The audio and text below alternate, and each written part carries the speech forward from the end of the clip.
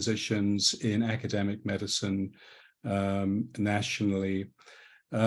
During his time with us, he worked with the likes of Len Napolitano and Philip Eaton and John Trotter, and many other effective and principled leaders. I don't think it's an exaggeration to say that Dr. Roth has had more impact on his organization than most leaders do. And it's my belief that the humane, collegial, and committed atmosphere that has defined UNMHSC is in direct and indirect ways Dr. Roth's gift to us. One reason we asked Dr. Roth to give the second in this new Ethics Grand Round series is to invite him to tell us what he has learned about ethical leadership over the years, leading, I think, if I have my numbers right, a now $2 billion enterprise. So it is my great pleasure, and without further ado, to introduce Dr. Paul Roth. Thank you, Paul, for coming. Well, great. Thank you, Jonathan, for those. That's very kind comments that you made. I hope most people see it the same way. So this is great. We're also in direct competition, as I see it, with the medical school's general faculty meeting. So as well as this being election day. So obviously, if you haven't voted yet, sometime today, please go ahead and do that and make your voice heard. We've got about 40 minutes or so, 45 minutes total, and then we're going to have questions and hopefully some answers at the end of the talk. If you do have questions as I'm going through the talk, just throw them into the chat. And at the end of my talk, I'll go to the chat and just answer questions as far as I can go and as best as I can.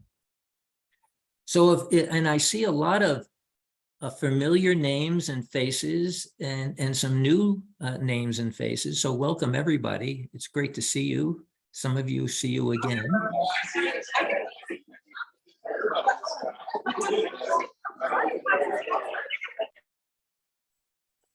And maybe I should mention to try to keep your audio on mute so that we can continue the presentation.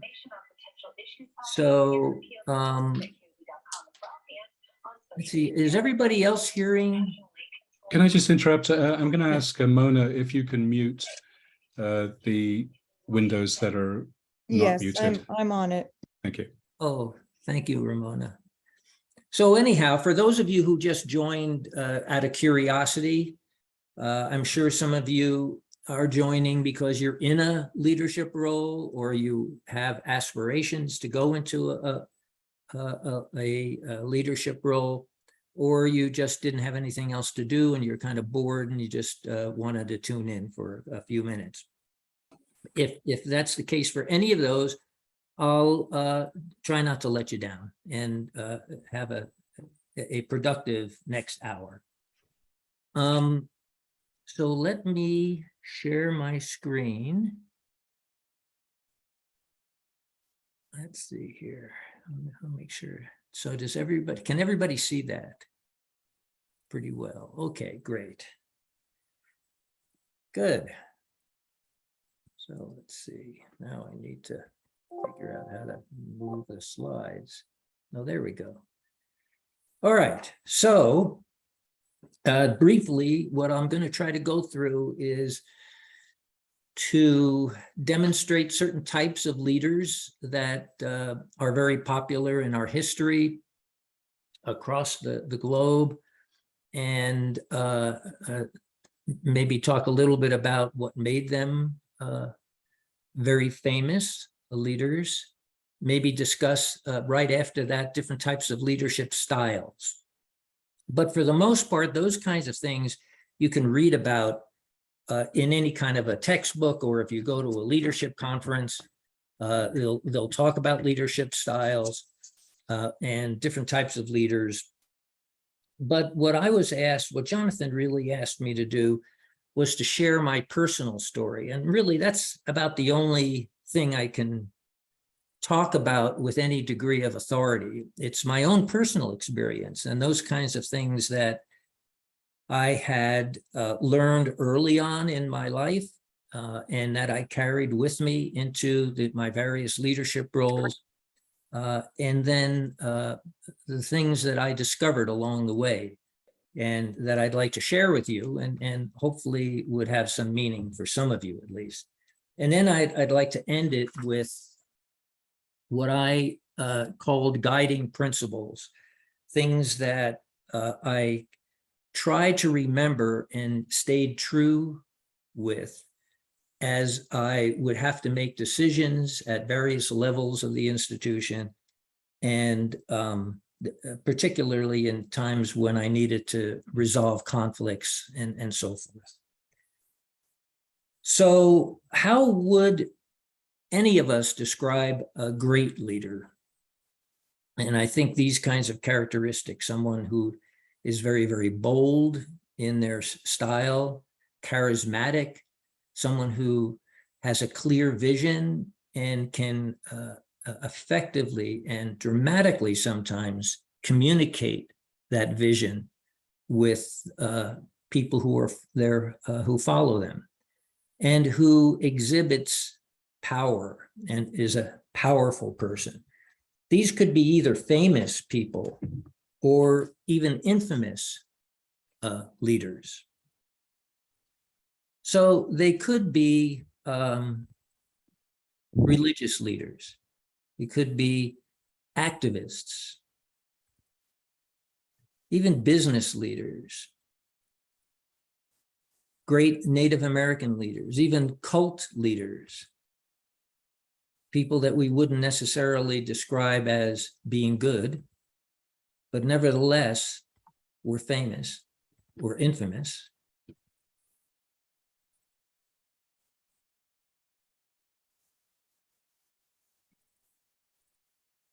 That's Tom Popejoy, one of the more famous presidents of the University of New Mexico. Social leaders.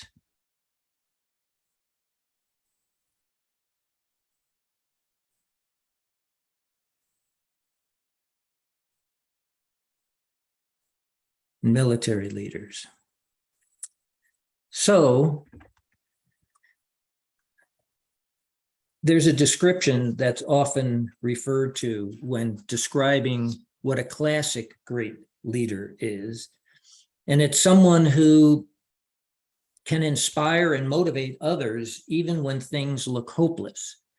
And so classic examples are Winston Churchill during the World War II and when Britain was at its most dire moment. And even today, when we have a leader like Zelensky, who is trying to maintain the morale and to fight this very significant attack to his country. It's also a great leader is somebody who can motivate people to achieve what was once thought impossible. And for me, at least, a typical example would be JFK, who talked about going to the moon, and we actually did that, or created the Peace Corps. And that was just something that, for me, was a very significant kind of thing. So what do you think would differentiate these leaders from one another, all in that previous collage of leaders that I had shown just before? Each of them had dozens or thousands or millions of followers who did wondrous, miraculous, or monstrous and horrific things. And for me, it comes down to issues of morality and what we believe in today as to what is right, what's wrong, what's good, and what's evil. To a large extent, we are in the midst, in my view, of a moral dissonance in our country today, which I can only hope will be resolved with some civility. And we'll probably learn a little bit more about that as the days go on. putting all of that aside for a moment, there are tens of thousands of people who are in leadership roles today as CEOs or deans or chancellors or executive VPs or directors of particular groups. And all of us simply want to do a good job, to be effective and have the group that they lead to be successful. So how do people in these roles adopt an approach to doing that? And so there are all these leadership styles. There are probably as many leadership styles as there are people who are in leadership roles. It often coincides with people's personalities. I tended to use more or less as a core type of style, a servant leader, and one that is value-based. So by servant leader, I realized that my job was not necessarily to serve myself, but to assure that those people in the organization were able to achieve their goals, and that we were able to serve our mission and serve the people in the state of New Mexico. And I felt that this had to be done in a way that was true to our values. And I might say that from time to time, I would drift between different types of styles depending on the circumstances at that particular moment. So there's not really any one that is outstanding or is the magic style. You kind of have to be somewhat flexible in the way that you're providing leadership, and have them more or less customized based on the needs at the moment.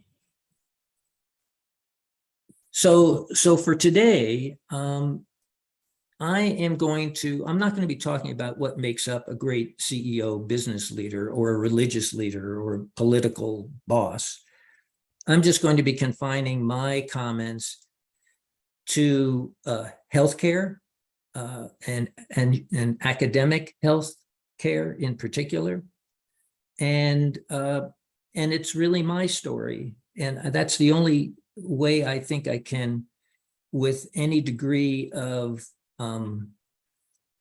sense of truthfulness, really convey to you some of the lessons that I learned. It was really things that carried with me into the various leadership roles, as I said earlier.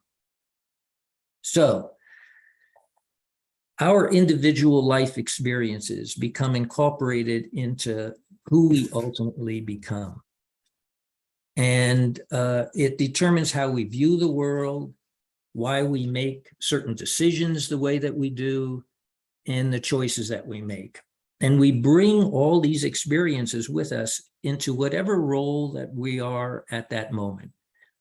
If we're talking about leadership, we bring all of this into how we think about being a leader.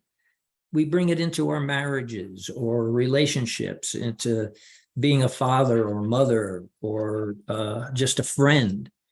These are all things that make up who we are. And so early on, I grew up as a middle child in New Jersey. Fortunately for me, with loving and very nurturing parents. We were brought up in a Jewish home where we celebrated all of the major holidays and attended our temple. But there were also things that struck me as a child that just were things that I remember. And so every year, for those of you who know a little bit about Judaism, we celebrate a holiday called Passover. And Passover is a time when we talk about what happened in our distant ancestry, where there were our ancestors were slaves in Egypt, and the torment that those that our people suffered during those times. And of course, for me as a young child, those were just stories. I really didn't quite understand the full consequences of those. But when I turned about 13 or 14 years old was when Adolf Eichmann was captured. I think it was in Argentina at the time. And he was brought back to Israel and stood trial, and they televised the trials. And so when I would come home from school, I would sit with my parents watching on TV, hearing all of the just shocking, and for me, it was just very gruesome stories that some of the survivors of the Holocaust expressed during those trials. And other times, so that just was something that stayed with me for a very, very long time, still even for today. And particularly with some of the popular media stories of anti-Semitism, those things kind of hit me in a very deep way.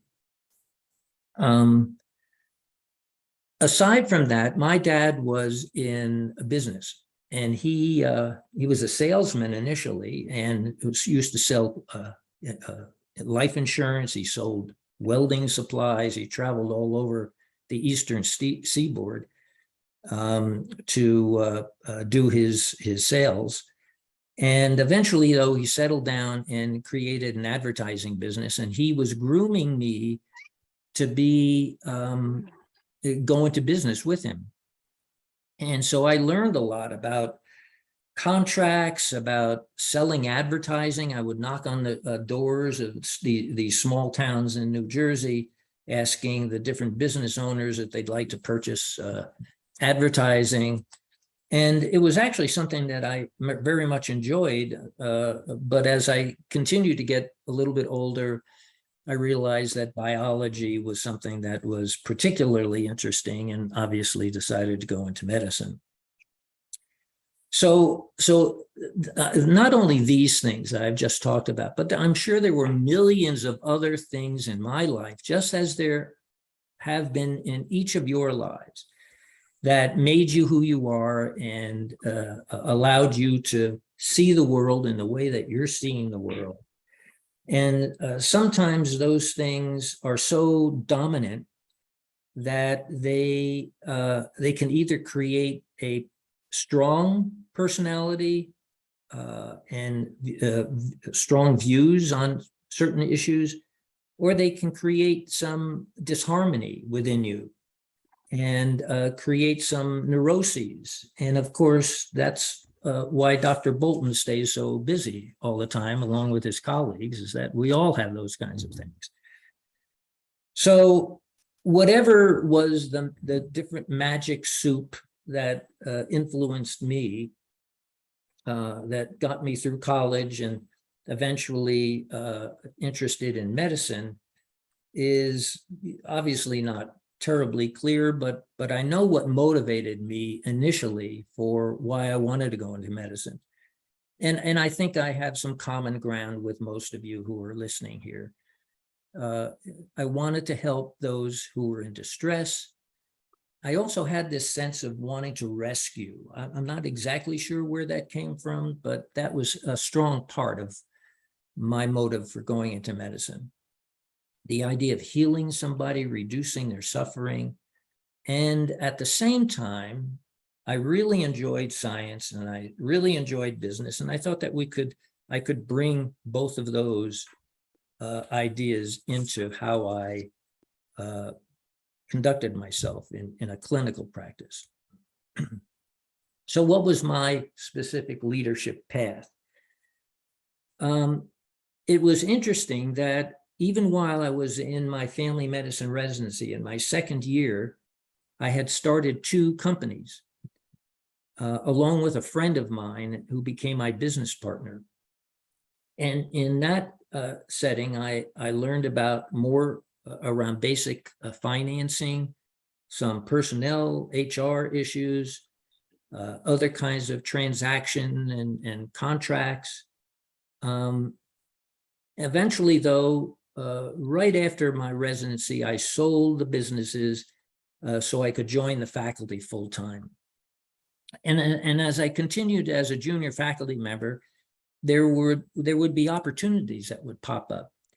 And I would ask myself, gee, I wonder what that would be like. And I think maybe I could do that. So I would throw my hat in the ring. And fortunately, in most of those cases, I was selected or appointed to take on different leadership roles. First being the division chief for emergency medicine. At the same time, I became director of ambulatory care for the institution. It was when it was recognized that the hospital wasn't just delivering inpatient care, but they needed clinics to kind of feed into the hospital, and that we needed perhaps a different approach to managing our outpatient setting differently from the inpatient. In that role too, I was involved with negotiating with all the third-party payers for contracts for the university hospital, it was called at that time. Eventually became chair of the Department of Emergency Medicine, associate dean for clinical affairs, and the chief medical officer for the hospital. And as Jonathan mentioned, I became dean in 1994, and then later added the responsibility of chancellor for the Health Sciences Center, with those two positions being combined. Also, what I've noticed as I've spoken to other colleagues around the country, some people set out early on in their career a desire to be a dean or an executive VP or chancellor. I never had that sense. I never really set out to be the dean. It would be each opportunity would pop up. I would think about it and think, well, gee, I'd like to try to do that because I think I could really make a difference in taking on that new responsibility. So what were some of the things that I learned along the way?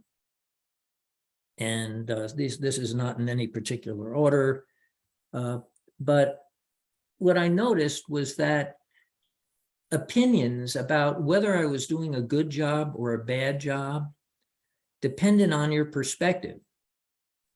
And in this particular case, it was whether you were somebody who lived in the organization internally about job satisfaction and other things relating to the work environment, or if you were looking at the Health Sciences Center from the outside, from the public's perspective.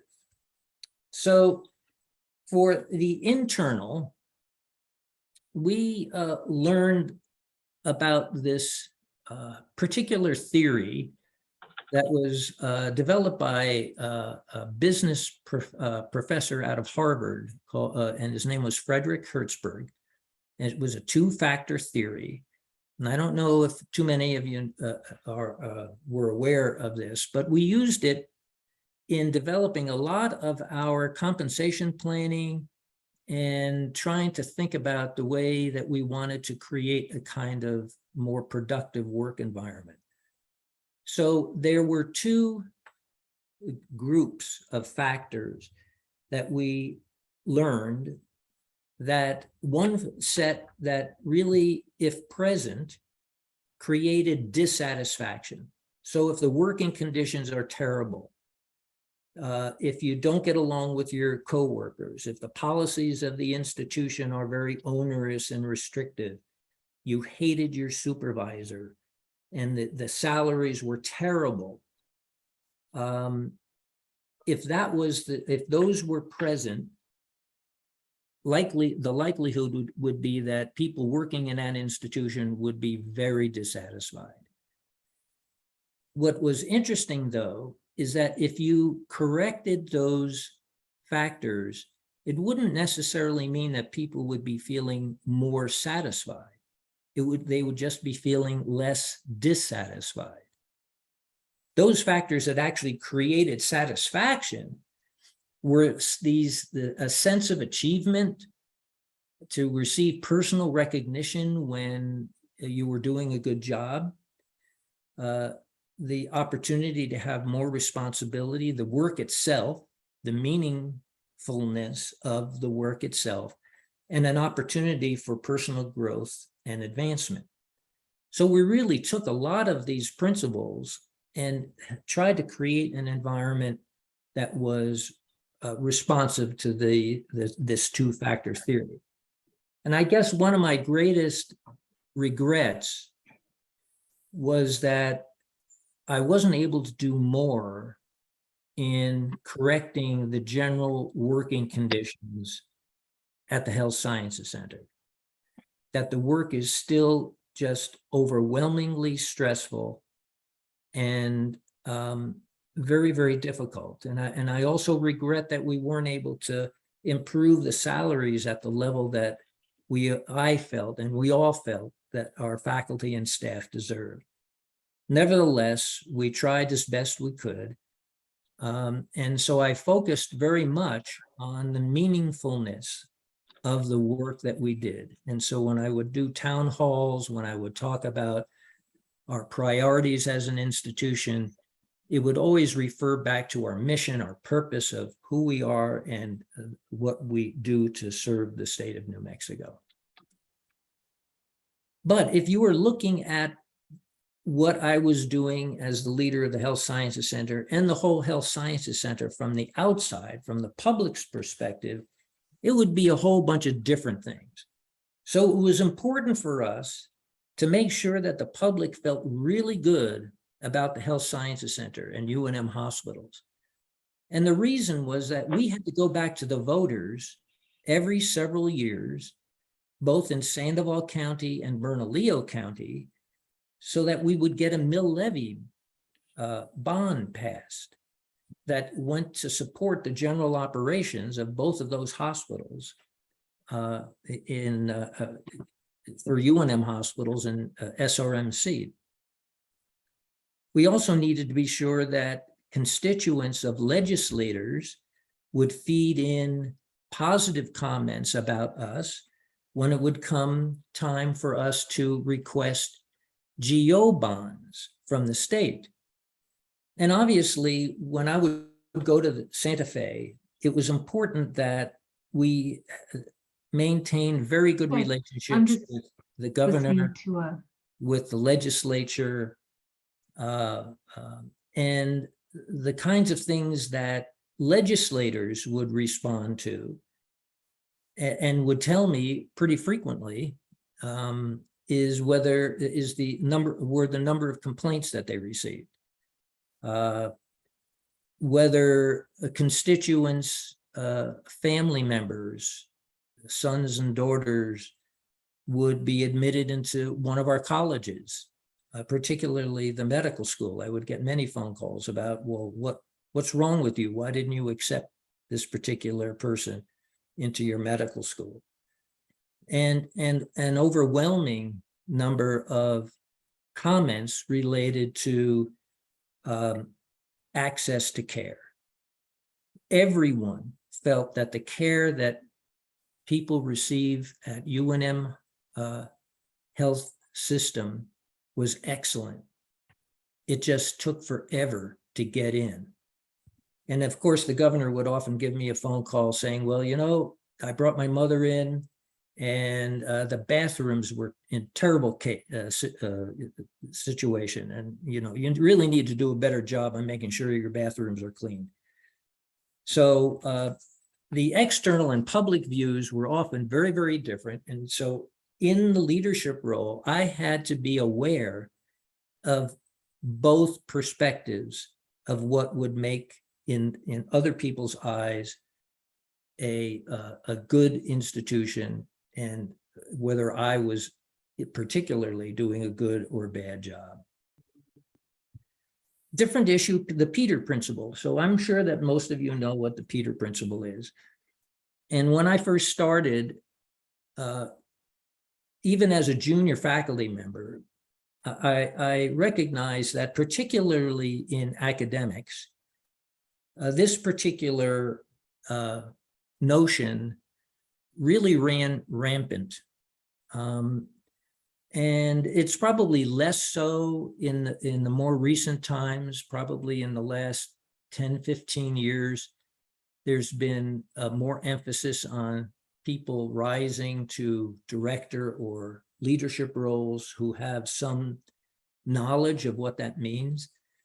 But early on, it was clear that if you were, let's say, a world-renowned scientist, and you achieved all kinds of recognition for the discoveries that you made in your lab, and you continue to advance and were then promoted, let's say, to be a director of a division or the head of a larger laboratory, and you continue to get promoted, you would eventually find that people who were very successful in what they had originally been doing became very bad supervisors or leaders. And so over the years, I encountered leaders who were really arrogant, short-sighted, very often were just mean people. But at the same time, fortunately, I was able to feel the benefit of leaders and supervisors who were visionaries and were kind and compassionate people too. So other things that I learned along the way was that there's really nothing worthwhile that can come from taking a rigid and uncompromising position on pretty much anything. So not being willing to be flexible and compromise on issues would usually result in impossible outcomes. Also, active listening. So this was something, I know we've all been taught how you go about representing to the person you're listening to that you are actively hearing what they're saying. But what I've noticed is that sometimes a leader in particular would just sort of follow a particular script of behavior, and in hopes that you would have the other person believing that you were hearing what they were saying, but their minds were set before they even sat down and began talking to the other person. And active listening is really, truly about keeping an open mind and a willingness to change your own way of thinking after having heard from the other person. That's a rare behavior, but one that's extremely important when you're taking on leadership responsibilities.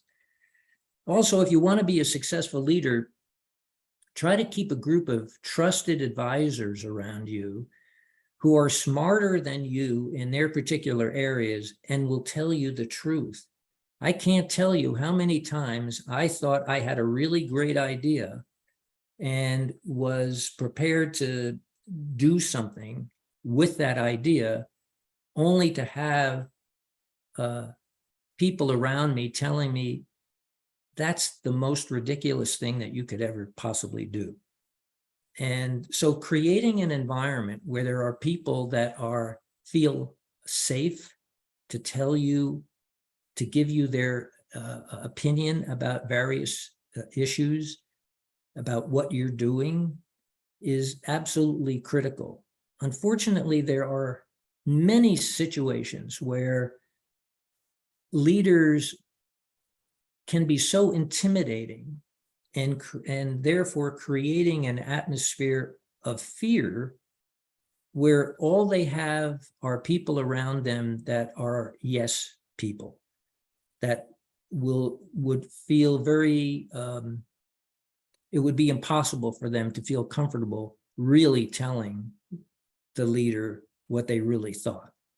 That is a doomed leadership and will be very short-lived. And then finally, while there's clearly some exceptions to this, people will most likely remember remember you not for what you might have said, but for how you made them feel.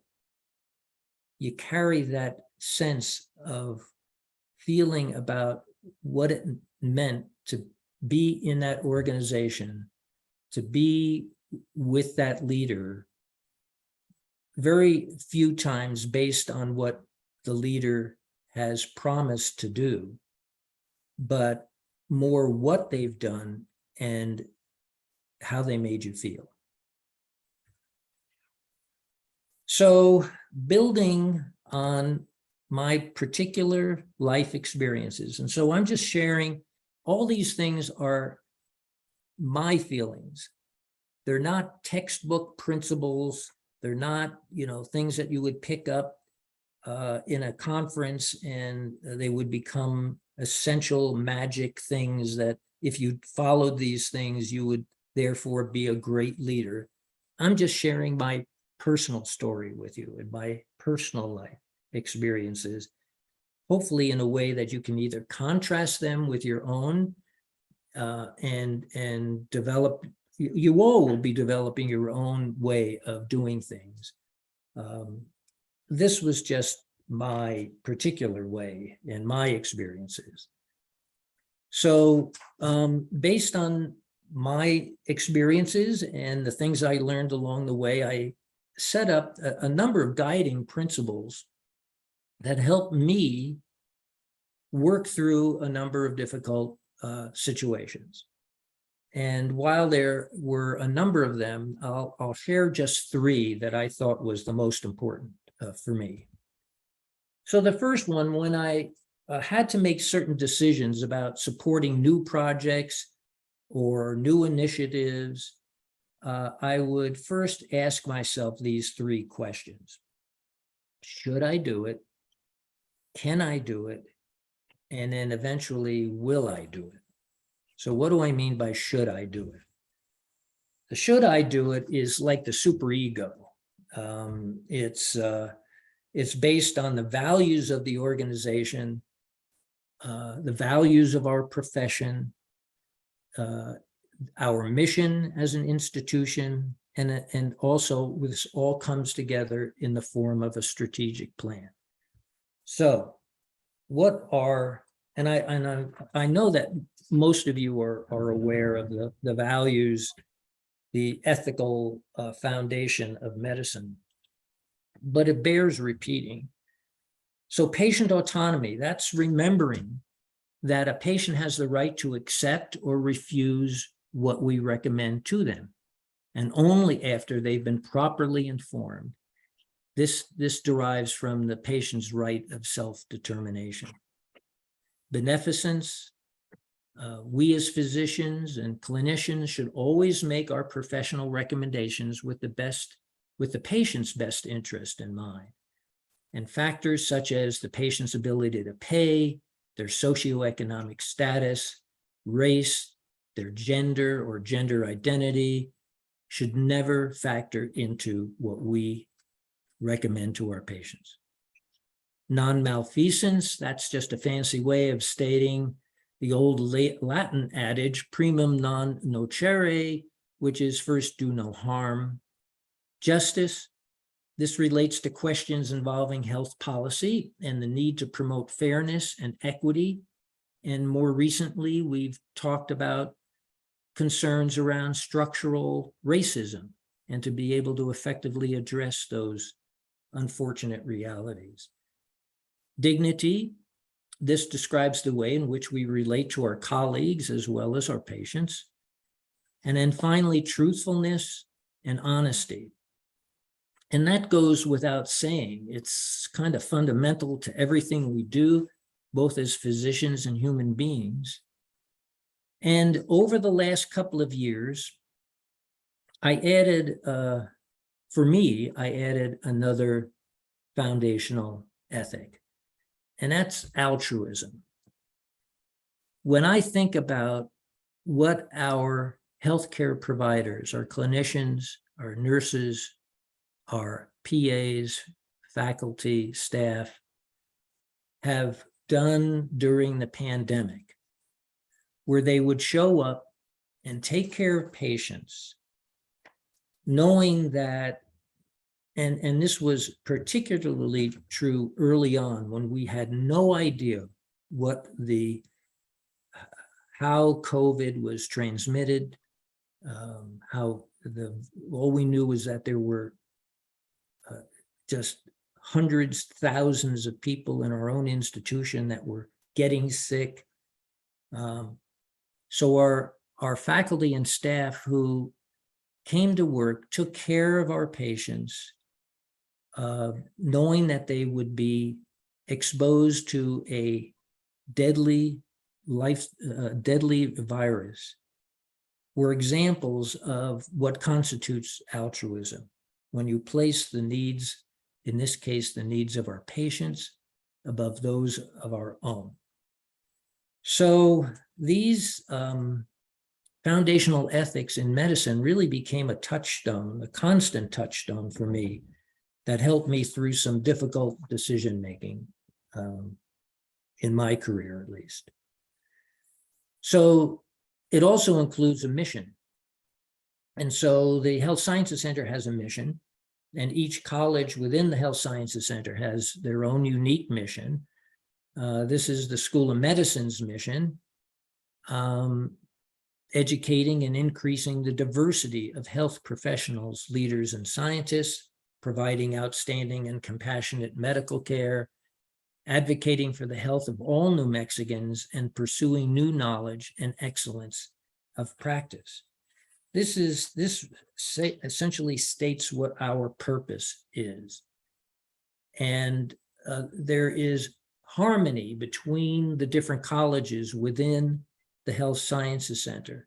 They each ascribe to the same general approach, their same purpose in being, to provide the next generation of clinician, scientist, and educator, and to provide critical services for the state of New Mexico, and particularly with a focus on diversity. So this all comes together in a strategic plan. And I became a very avid believer in strategic planning very early on. It's where you set a direction to achieve the institution's mission, knowing that you're doing that in a way that's consistent with its values.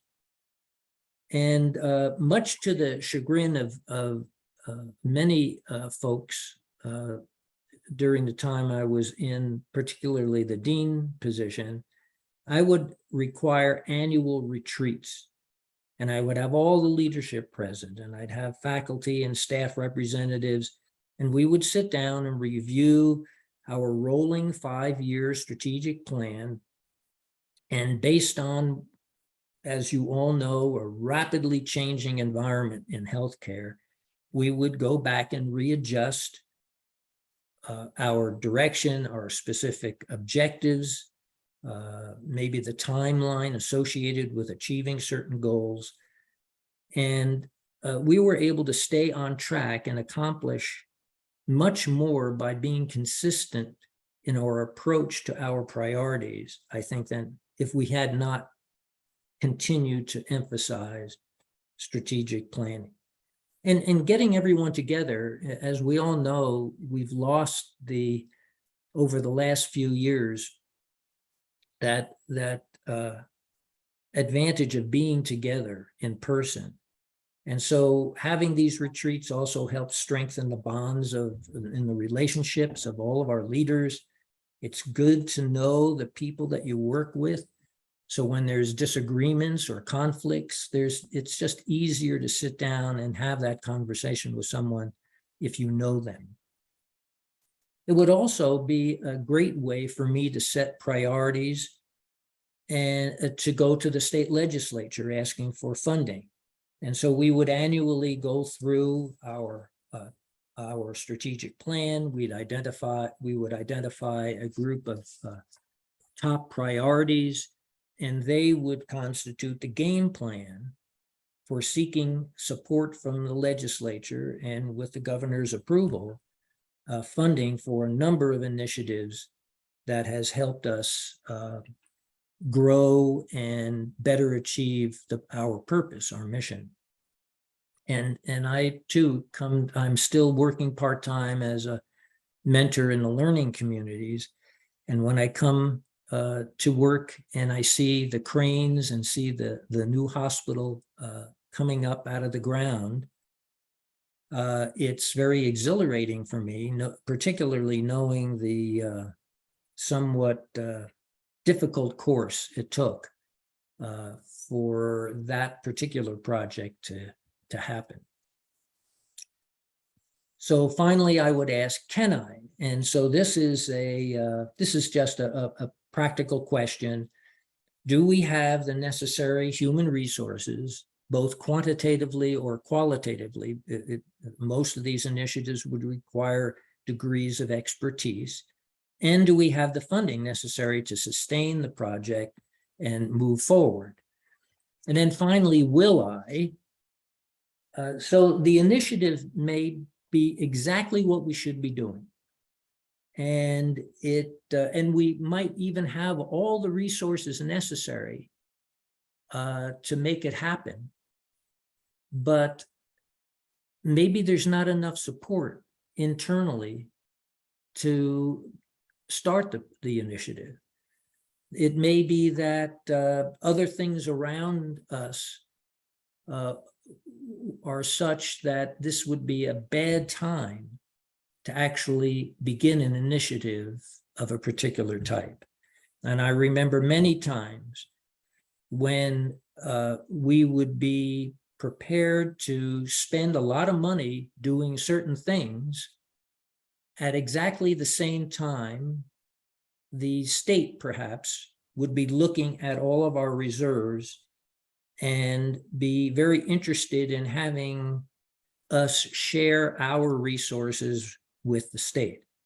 And during those times, it was probably not the best time to spend some of our reserves and make that a little bit higher profile in the state. So those would be certain questions that I would ask myself, and that would often keep me and the rest of the institution out of trouble. The second guiding principle is something that I also had at times difficult for me to follow, and that's that it's not about you as the leader. And I found that the very things that motivated me initially to want to go into medicine, a feeling of compassion for other people, to reduce suffering, this idea of rescuing, often ran counter to what I would have to do as a supervisor or as a leader. And usually it related to issues around personnel issues and performance problems or student appeals. And what would always happen is that by the time those appeals or issues would come to me, there'd be a lot of other people trying to figure out how to make a win-win situation out of a problem. And I would find that my only choices when hearing the issues eventually coming to me was not finding a win-win, but to find the least lose options. And so I would have to arbitrate between a faculty member's career or a student's dream of being a clinician, a nurse, a pharmacist, a physician, a PA.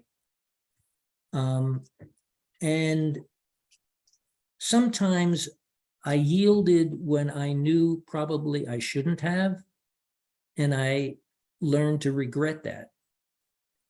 And it turned out not to be fair to the person and not fair to the institution. And at times when I decided that I had to make the tough choice, it would be very difficult it would be, for me, it would be sometimes even heartbreaking. But I realized that I had to do it. And so it's not about you. You have to overcome your own feelings about any particular issue and try to remember what's best for the organization sometimes is not the best for you personally or the easiest for you, but it's still your responsibility to behave consistent with the ethos and culture of the organization and to do what is best for the larger group. So the final guiding principle is something that I try to remember, not just in my leadership role, but in anything that I'm doing, but it played out often in my leadership role as well, particularly when trying to deal with conflict. And that's the golden rule. And as some of you may have heard, this is contrary to the belief that he who has the gold rules, and it's also not do unto others before they do unto you. It's about a code of reciprocity and something that is found in almost every single religion, almost every single culture in the world. And it has to do with ultimately a sense of empathy for the other person. This is most effective, however, when you're within groups that share a common culture and a common set of beliefs. And what I realized as we become a more diverse organization, when we embrace culture, other cultures and people who come from different ways of life into our organization, that the golden rule sometimes isn't exactly the way that we need to think about relating to other people. And so I'll just share with you this final notion, and it's called the platinum rule. And I don't know if many of you are familiar with it, but it essentially says, do unto others as they would want to be done to them. So the fact that I might be an introvert, or I was brought up in a Jewish home, or my personal life experiences that I talked about earlier are not the same as others who are part of the organization. And if I followed strictly the golden rule, and I would imagine that the people who in the organization would want to be led the way that I would want to have been led, probably isn't accurate. And the way that others have beliefs and perspectives in the way that they want to work and have a sense of satisfaction in the workplace and fulfillment may not be the same as mine. And so this strengthens our sense of empathy from my perspective, and it makes the leader much more effective by extending the golden rule into the platinum rule. So I'm coming close to the end of the time. So this has been my story. It's just my perspective, my issues and ideas around leadership. Each of you have your own stories. You've had successes, you've had failures, you've had joys, you've had heartbreaks.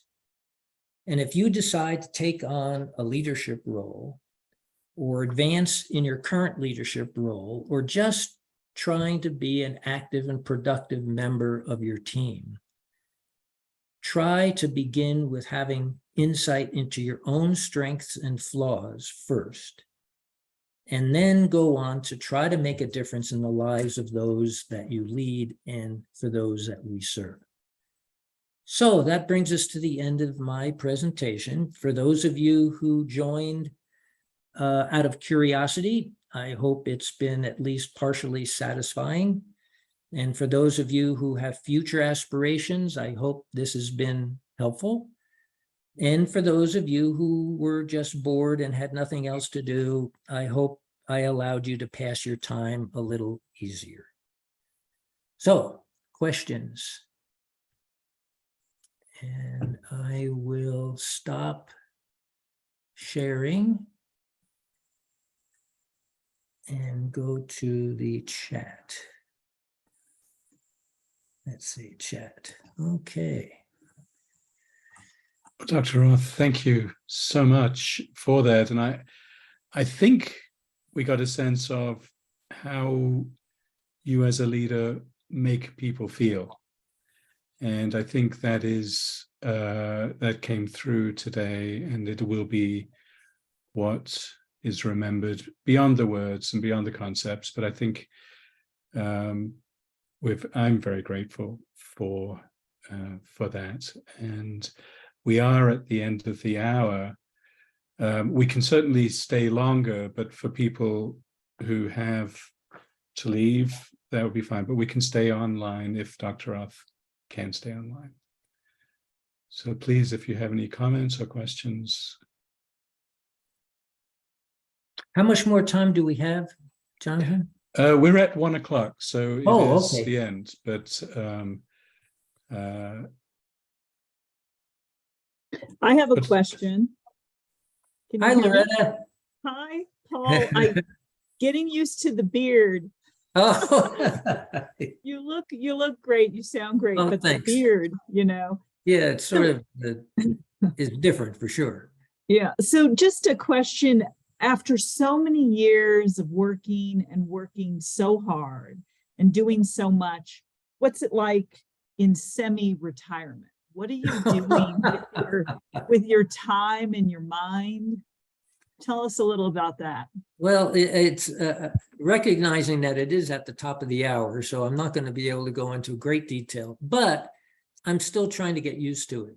It's interesting when before I retired, I would come to work and it would just be, I wouldn't have to really think about what I had to do. It was every minute of the day was scheduled.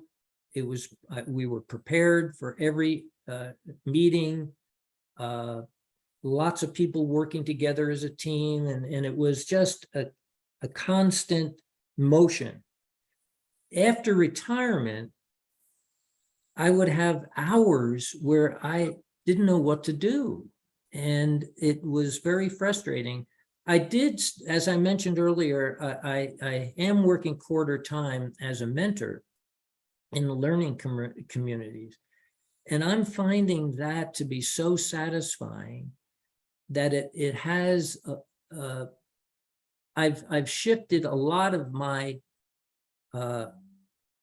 my sense of reward and gratification that I would often get in my chancellor role in helping students working through a lot of the dilemmas and the stresses that they're going through, and just trying to help them. But I still haven't gotten accustomed to it yet. I see John Trotter over there. I don't know, John I'm sure was dealing with much of the same when after he retired.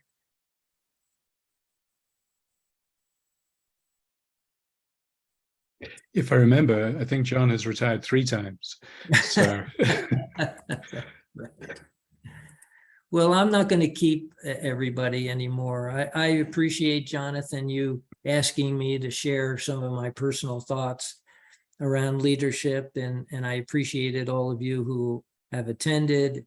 If any of you do have any other questions, I'm still on my HSC email account. Just email me, or if you want to contact me via phone, text me or whatever, just let me know. I'll be happy to respond. And go out and vote if you haven't voted yet. Well, thank you so much. And if I could just take the last seconds to advertise the next Ethics Grand Rounds, which will be next month, a very different topic. It will be Dr. Kent Keel describing his research on people who are psychopaths and the ethical implications of his research findings. So completely different, but also very interesting. So please come back next month. So thank you, Dr. Roth.